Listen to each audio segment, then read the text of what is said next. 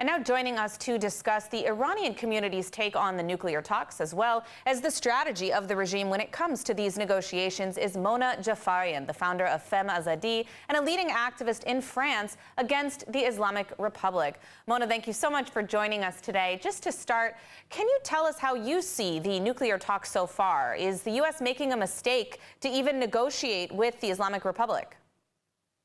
Hi, Emily. Thank you for having me.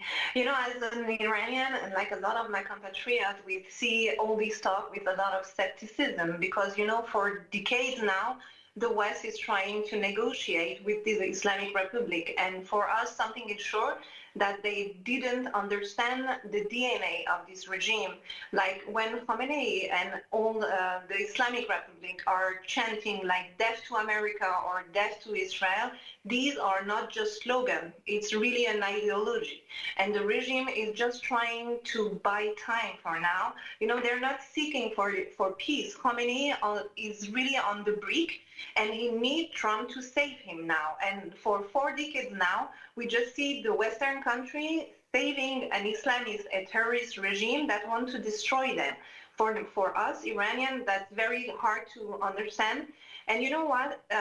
Everything is on the nuclear weapon, but this regime didn't need a nuclear weapon to organize, finance, and do October 7th.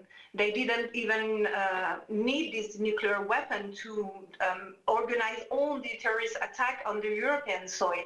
And they even tried to kill President Trump in September. So, you know, it's not everything about the nuclear, and something is sure is that right now, Khamenei just needs Trump to save him. And we're just telling them, please don't do that. Now, when it comes to the Iranian community, we've seen Iranians outside and inside of Iran standing against these talks. I know even on your social media, you have shared some of this, burning photos of the mullahs in Iran. Can you explain to our viewers why so many Iranians are against making a deal, really any deal, with the mullahs? Yeah, in recent days, Iranian has been very demonstrative inside the country and outside the country. And we even have an hashtag now, and the hashtag is very clear: no deal with Khamenei. Because, you know, this regime cannot be trusted. Just a few days ago, Khamenei was on TV and he was telling that I cannot have a nuclear weapon. Then if I accept that, they're going to ask me to stop financing Hamas, Hezbollah, Houthi, and all my terrorist proxy. Even if I accept that, then they're going to ask me not to make new missiles. And if I accept that, then they're going to ask me to respect human rights. I refuse all that. So, you know, Iranians always say something. Terrorists always tell you what they think and what they're going to do. But Westerners are so naive that they never listen to them. And everything is so clear. They're just trying to buy time. And you know, they're really like, doing a global jihad. When they say global as the intifada, that's exactly what is happening now in the Western country. And Israel is the last step for them before attacking Western country. And it's just like all the Western government are just so blind about it right now. Now, how do you expect Europe to react to these nuclear talks and the most recent developments? What should they be doing when it comes to dealing with this regime now? You know, there's something we don't understand right now. It's just like Europe is missing in this negotiation, and they're the crucial actor of it. Why? Because first of all, we're fighting since more than 2 years to ask European countries to put the IRGC on their terrorist list.